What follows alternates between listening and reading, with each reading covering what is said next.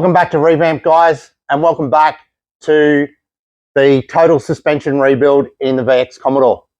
So last episode we got into the front end, finding out what was wrong with that. We're going to show you the solution for that. We're also finishing off the welding on the diff here. So we've got heaps to get into in this episode. So let's just get straight into the action and come along with us while we finish off the suspension in the VX Commodore. All right, so we're starting to weld up our brackets. We've double checked them all to make sure our centers are right and the position of them is as close as possible as we can get them. I've just got some spacer sleeves in the arm brackets to keep them in the right spot. And we don't have a center bar for the diff, so I'm trying to manage the heat just to try to keep it straight. We probably will get it checked afterwards for straightness, but yeah, we don't actually have the center bar, so you know, this is what we've got. So smash some nice fat juicy welds on here and try and get as good a penetration. We've obviously got it turned up fairly high because we've got some heavy plate here and the axle tubes are quite thick. So I'm just going to have to try and manage my heat a little bit.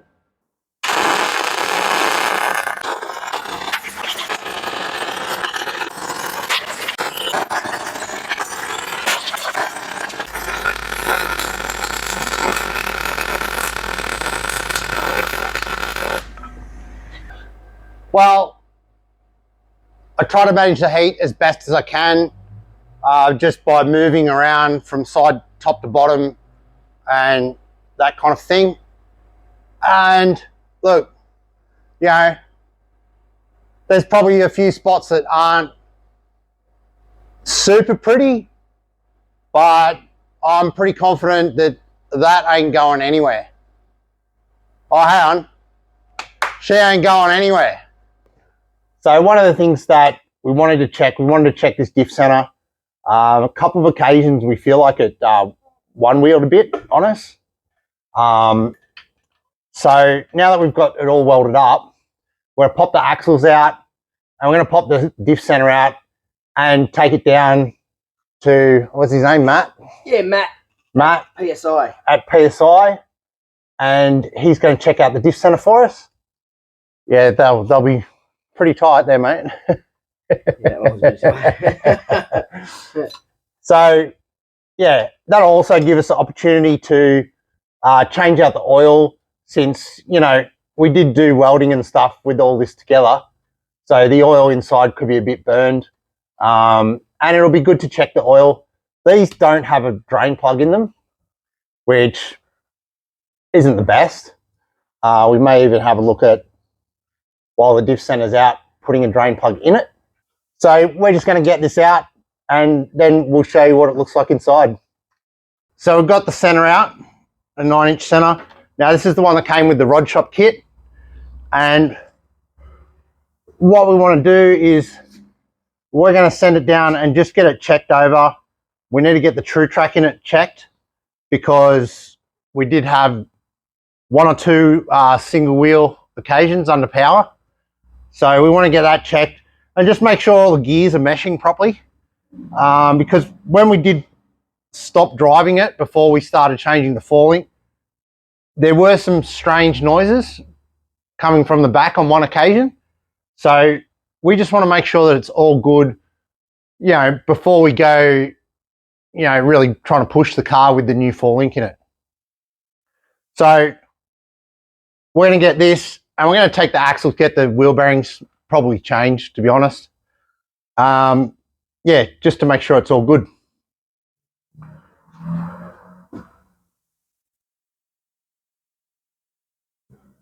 Just as an extra little note, the oil is looking good. It doesn't appear to be any like metal buildup in it. It definitely didn't run low on oil. So hopefully everything's all good. But yeah, Matt will check it out for us, and yeah, hopefully, fingers crossed, all good. What ratio is it, Tobe? Well, we can see here they do have the F9 for Ford 9-inch, and then they do have 411. The actual ratio number in solid numbers is 37/9. So they write it both ways just because you get some weird ratios, and it's easier to calculate those ratios when you're using whole numbers. So to get that 37/9 down to something to 1, all you're doing is dividing 37/9, which will be around about 4.1. 49 to 36, so you got 4, and then you've got 11 over. That's right. Yeah.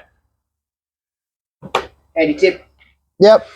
So yeah, it's just if you see a diff ratio, the numbers on the gears, and you don't see your, say, 3.9 or 4.1 or something like that, you look for the larger numbers there, the whole numbers, and then just do a simple divide to get down to something to 1.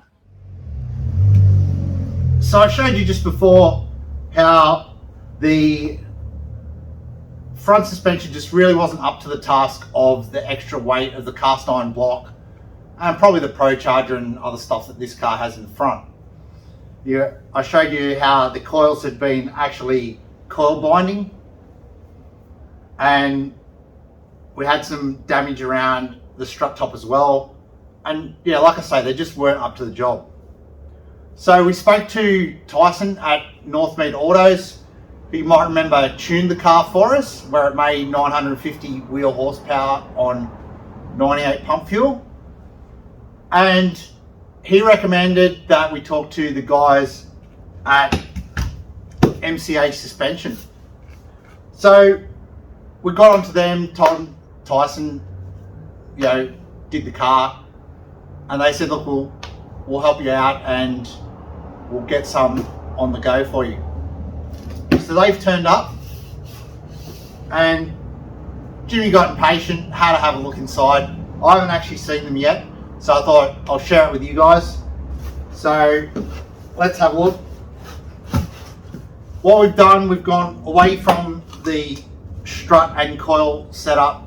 We've gone to an adjustable setup like we're having on the rear, basically. All the information in a nice little information package. So these are made for this model Commodore. They make them for other model Commodores as well, and a multitude of other stuff. They've got quite a lot of customer cars and project cars on their website. Adjusting spanners and hardware. New sway bar link rod to suit, and get into the main unit. There it is. You can see it's got the coilover all mounted into the adapter for the Commodore hub. They have their own custom strut top as well, with the shock adjustment in the top, and it's a very, very nice unit to go in the front of the Commodore, and we'll be able to adjust the height, the dampening and everything to suit. So I'll put a link to them either at the bottom of the screen or in the description, and check them out. And yeah, like I say, have a look at some of the cars that they're doing suspension for, and you've got everything from time attack cars, street cars, drag cars, rally cars, like the whole lot is in there. So check them out, and obviously when we fit them, we'll let you know how they go. Okay guys, so we've got the new coilovers, the MCA coilovers, and we've got ourselves some new wheel bearings for the front as well. The left hand one had a little bit of play in it and it was a little bit noisy. The MCA kit, as I've shown you, has its own sway bar links, so that's taking care of the sway bar link issue that we had with the old front struts. So there's a couple of things on the MCA coilovers when we put it in. Obviously, we've got the unique strut top that these run, and they also have a Camber Eccentric on the bottom here. So we've just got to take a little bit of care when putting them in that we get it all in the right spot. Now, the lower adjustment here does not adjust, it's preset from the factory. So we're all in this adjusting ring here. So let's start fitting them up and then we'll get into starting to adjust them. The first thing we're going to do with these coilovers is obviously take out your Allen key screws here and take the top off. Then it seems that it's as simple as place it up through the hole and start putting the Allen key screws back in. Let's go nip them down for now. And really you couldn't get more simple putting a strut top in the top of a Commodore. These are the Eccentric washers for adjusting the camber. Not exactly sure how they work. It's something that we'll probably have to leave up to the wheel alignment specialist. We can probably have a little dabble and have a look with an angle gauge and just see how far out the car is without these in it. Possibly these may be preset to a certain number of degrees. I'm not entirely sure. So we'll hang on to these ones and we'll put the rest of this together.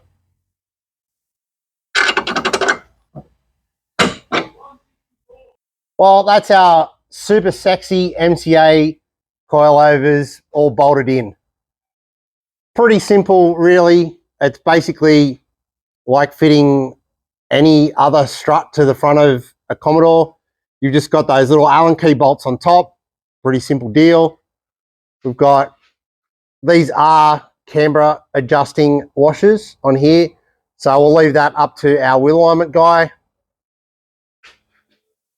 We've got the specific to the MCA sway bar link there, and that is ball joint on either end, so no more sloppy bushes on the top end of that sway bar link.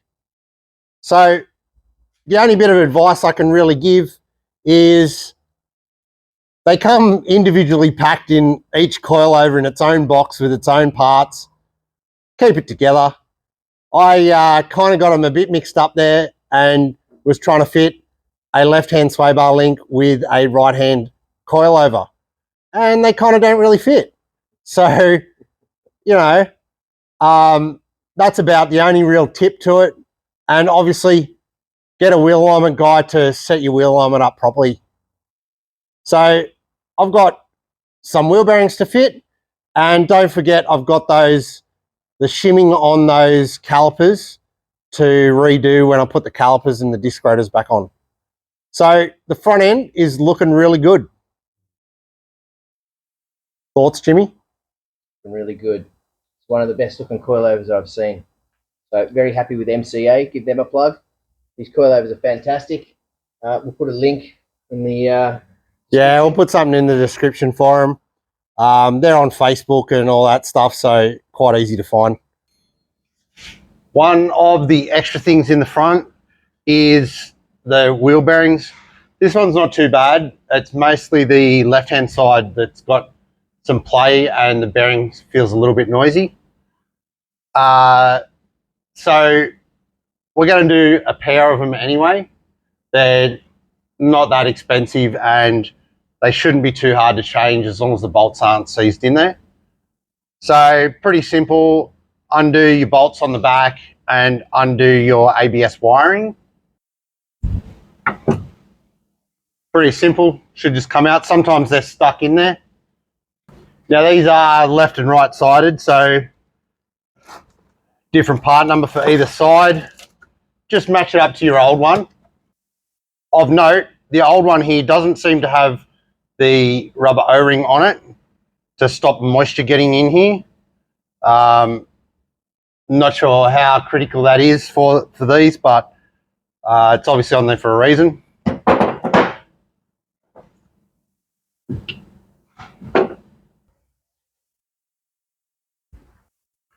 Right, wheel bearing done. Nice new smooth wheel bearing. It's another step closer.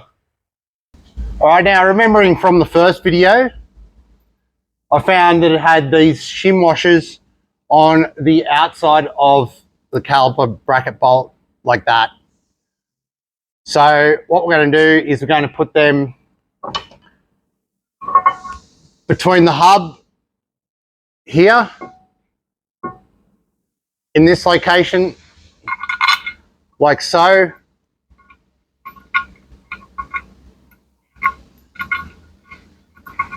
Like that, and then we'll measure it up and we'll see if it needs them or if it doesn't need them.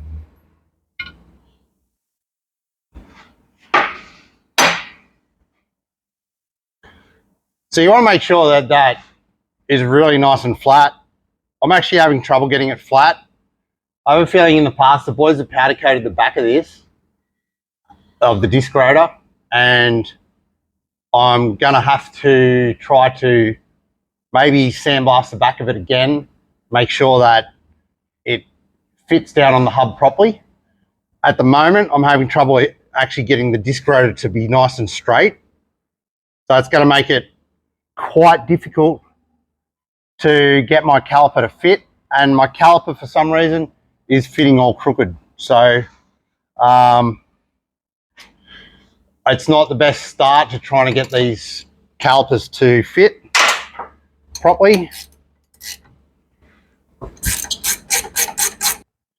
Now it had paint on the inside here. I got the boys to just give it a quick blast. Now to stop that getting really rusty, I'm just going to give it a light coating in WD-40. So look, that will smoke a bit when we use the brakes, but it's not going to really affect them too much. It'll just burn straight off, and it will stop this fresh blasted material just instantly rusting.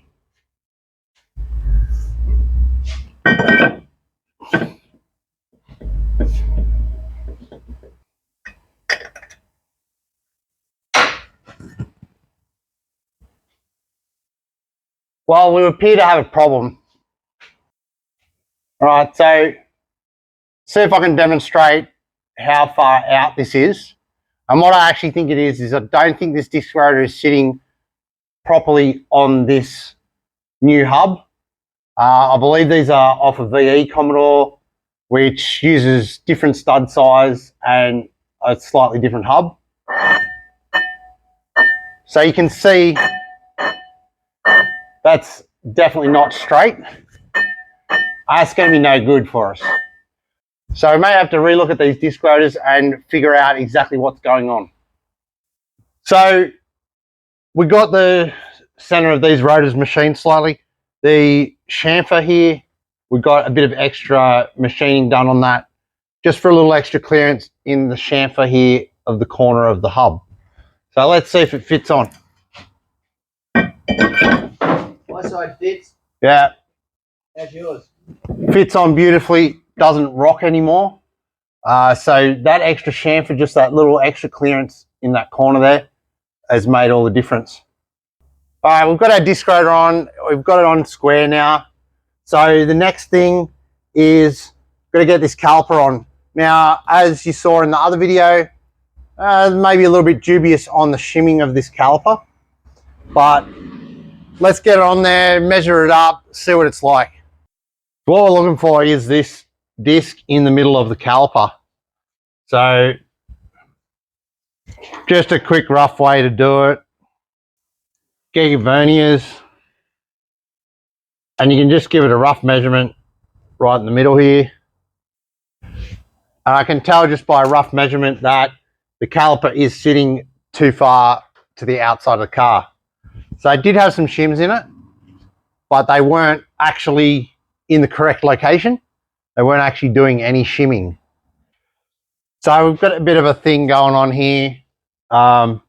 We've got looks like 2 shim washers that are the same, and then you've got one that's pretty similar thickness, bigger diameter, and then one that's really thin. So let's just try and do it with the 2 that are the same to start with. Chuck those shims in, get our verniers, and straight away we're much better.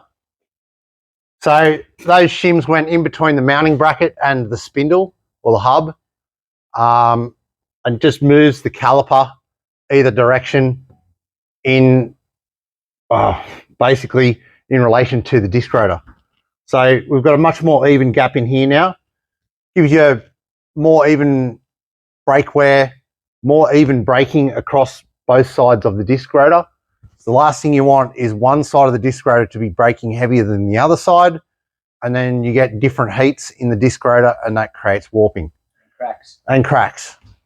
So now we're going to just rough up the brake pads a little bit, maybe chamfer the edges, slot them back in, and they should fit nicely in there and be no problems. Now I've obviously got to find, I've got some odd shims here. When I check the other side, maybe there's something weird going on, but I think we've just lost a wash has been lost at some stage, and somebody has just substituted a very thin one for some reason. So obviously the other side, I'm going to have to find another washer or something like that. But it's a matter of, let's get some brake pads in, and this side is just about done, apart from wheel alignment, that kind of thing.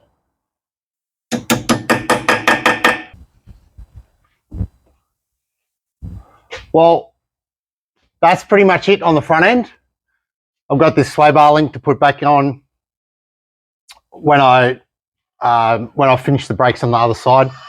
I've just undone that so that I can get more steering angle. So these have been shimmed out now. The disc rotor sits on the hub properly. We've got our coilover in. That needs the height adjusted in it. And we've got our new sway bar links. So the front end has really come along well. We've found a lot of little things that we needed to fix, and we have upgraded and rectified all those problems. So it's looking perfect to match with our new rear end as well. For you guys, it's been seconds. For us, we've had to wait a couple of weeks to get the diff parts back. We ended up getting a new center, which I'll touch on later on. We had to get the housing straightened after we did the welding on all the brackets, just because it's mostly welding on one side of the diff housing. Not a lot you can do about that. Even if you put the bar in the middle, it still can go wrong. But it's all back now. We chucked a layer of powder coat on the diff just to, cover things up. We may put a sway bar on it in the future. We just got to test drive it, see how it goes. Been getting our arms ready. We put a powder coat on those just to protect them. Just cleaning the threads out, putting a little never seize on the end. And yeah, we're just about ready to start putting this housing back in. So I'm just going to finish off these arms. Then we're going to put the housing back in the car.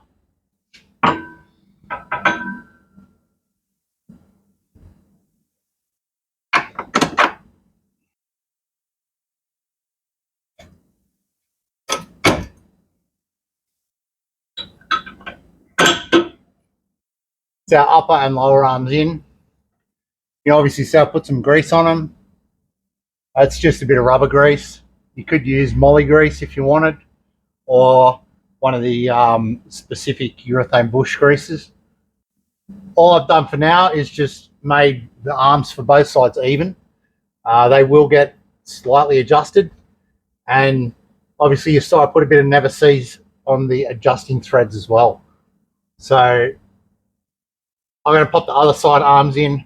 We'll put the Panhard Rod in, set up the coilovers as close as we can get them, and yeah, we'll be ready to put our diff center in and our axles in and brakes, etc., ready to get it back on the ground. So you can see it goes up, nicely.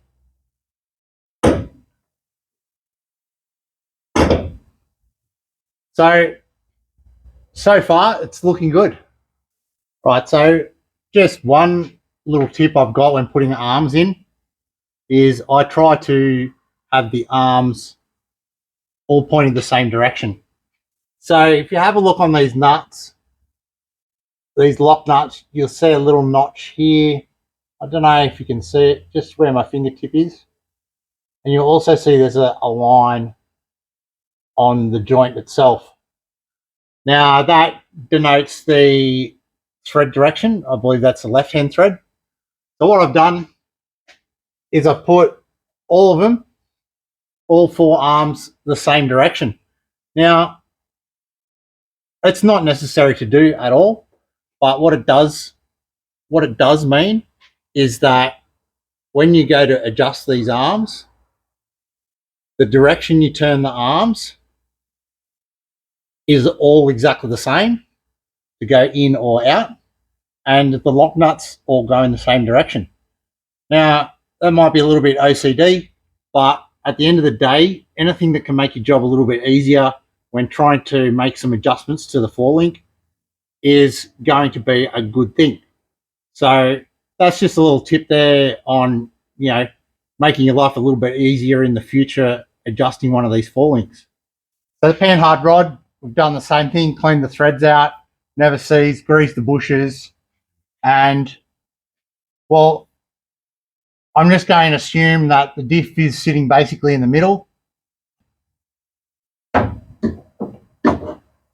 So at this stage, we're just going to wind the Panhard bar out till it lines up. So at this stage, the forelink is basically in the car. We've got our coilovers sitting on here. The height that they sit up may change. We've got our arms temporarily adjusted to roughly where I had them when I made it. Panhard rod's roughly adjusted. So what we're going to do is just start tightening all these arms up, and then we'll start putting the diff together. So that's basically our forelink finished. And, you know, from here, obviously we did the front end with the MCA coilovers. So we've got to also have the car completely wheel aligned from front to back, so they can have play with all the arms and everything when they do that. So I'm going to continue fitting this up, and hopefully in this video we get to have a bit of a test drive. All right, guys, like I was saying, we had the diff housing down to get straightened. Now, while it was there, we also had the center looked at, the wheel bearings, the axles looked at, and yeah, just to make sure they're okay. What I'll do, I'll hand you over to Jimmy. He knows a little bit more about it because he spoke to Matt, the guy from Jimmy will fill you in. So I'll hand you over to Jimmy, and yeah, he can run you through what we've changed and why we've changed it. Perfect idea. So as Toby said, it went down to Matt's. Matt's business is PSI down at Wollongong, down at Albion Park. We take all our diffs down there because he does a good job and he does them really quick. So what he did was he took the old rod shop center out, which he wasn't sure where the centers come from, but we wanted to make sure it wasn't going to break once it goes back in the car again. So he's put a wave track in it, which I believe is from Australia. Yeah, there you go. What do you think? 100% Australian owned. There we go. There you go. So really heavy duty. We were going to either go with that or a Harrop, and he said either or either. They're exactly the same. So Australian owned, that's who we'll go with.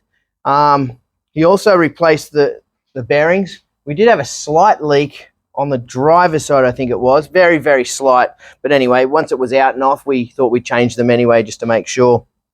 So we also did we thought it was whining when it was in the car before. So we got it all tested and to see if all the teeth were wearing evenly. And he found out that they were. There's the yellow. So he said it's using the whole face of the tooth, which is good. So we're unsure where that noise came from. He says it shouldn't be whining. So with any luck, when we put it back in, we won't hear that noise. So he's okay with the rest of the housing, is he? Look, he said the housing's fine. He said it's not a problem. It's got the little S on it, which supposedly doesn't stand for strange. It stands for speed. Is it Speed Pro? Is it? No idea. Anyway, the housing's fine. He doesn't mind the housing. The yoke was fine. Everything else was in it was fine. We kept the gears. It was fine. The only thing we changed was the center, because the center, we did a little bit of a skid out the front, and one wheel spun and one wheel didn't. So we were a bit confused on that, because there was no damage to the center. It's actually in here. So we brought it back. He did have a look in there. He didn't really get too involved, but he said he couldn't see any marks. There was no wear marks. It still looks new. But just for safety and saving time pulling it in and out, if it was broken or if it does break, we'll put the wave track in, so it makes it a lot stronger. So I guess the next thing is putting it in the car and going for some skids. Yeah. Well, we've got exhaust and suspension set up in between there, but we might get a little rip in between there. Yeah, well, we're going to have to get the exhaust, because the cross member sits right in the dead center of the exhaust. So I think it might have been in the last video we saw that. Oh, okay. Well, look, we can drive it to the exhaust without any exhaust. Might be a little loud, but it'll be fun. It's only about 45 minutes away. Oh, sounds like Matt's got it all sorted out for us. Matt's brilliant. If you need anything done for diffs, PSI down at Albion Park. Matty, he's great. He's quick. He's cheap, and he does a good job. Awesome. Give him a call.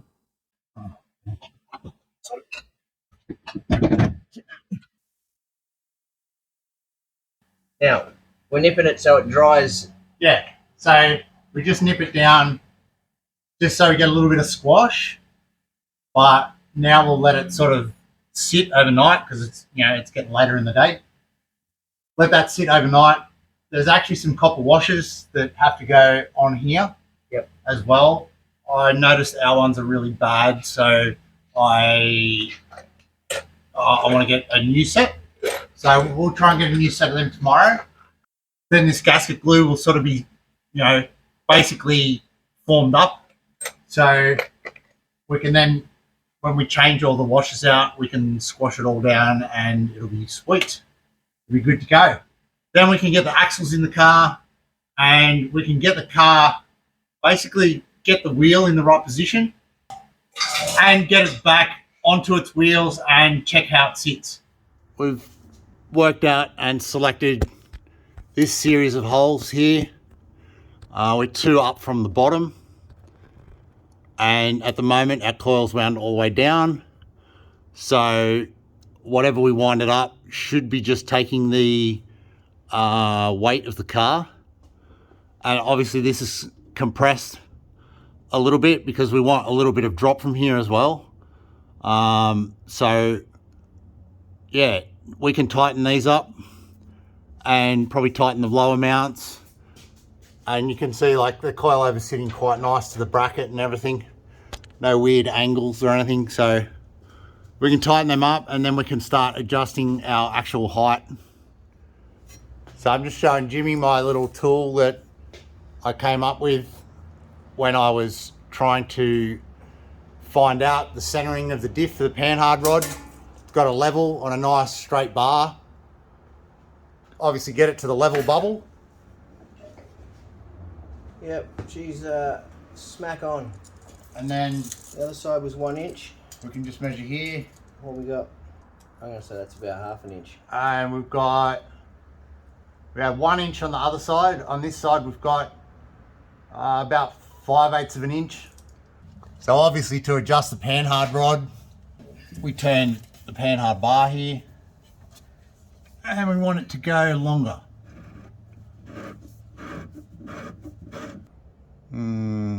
Just over, that's bang on 20 mil. Bang on 20 mil. So we'll now switch back to millimeters. Yep, that's what I know. Ha! Ha! 20 mil? 20 mil. Perfect. Absolutely perfect. Obviously, if we change ride height, we will, you know, we'll have to change that, but it will only be a few little tweaks here and there.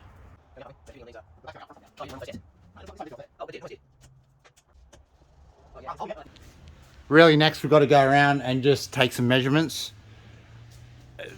We kind of want the car a little higher than we had it all the way around, just because the cast iron block put a lot of load on those front springs. They were just sagged. So this again is where doing some just basic crude measurements to start with really helps. So we have a location for the wheel in the wheel arch, which is actually looking really good. We've got to check things like wheelbase as well. And obviously wheelbase can change with the front wheel alignment, but so far it's looking pretty good. We'll have a look at the front. 66.4 on the back, 68.7 that side, 67.7 this side. So she's pretty much all done underneath now. We've got oil in the diff. Jimmy's just had the mufflers and the X-pipe section of the exhaust in the car, so we can see how badly it doesn't fit. Exactly right. So he's just getting those mufflers back out because we've obviously got to move the car to get it all fixed. And I tell you, we're quite happy with the way the car sits. It's looking pretty good. We're about to get it down, and it's been a while since we've done a startup on it, obviously because it's been sitting here with no suspension in it. But we're going to do a bit of a startup. Yeah, and we'll probably wrap the video up there. So we're hoping to get this car out, use it a bit more now that we've got that rear end sorted. We're hoping to get out, maybe out to Eastern Creek in Sydney and do some roll racing with it. It's not a light car, so roll racing probably suit it a bit more than drag racing. But if you like what you're seeing, you know, subscribe to the channel, give us a like, drop us a comment. We'll always try to, you know, get back to you guys and have a chat. But we're going to make some noise now because this hasn't been started in quite a while.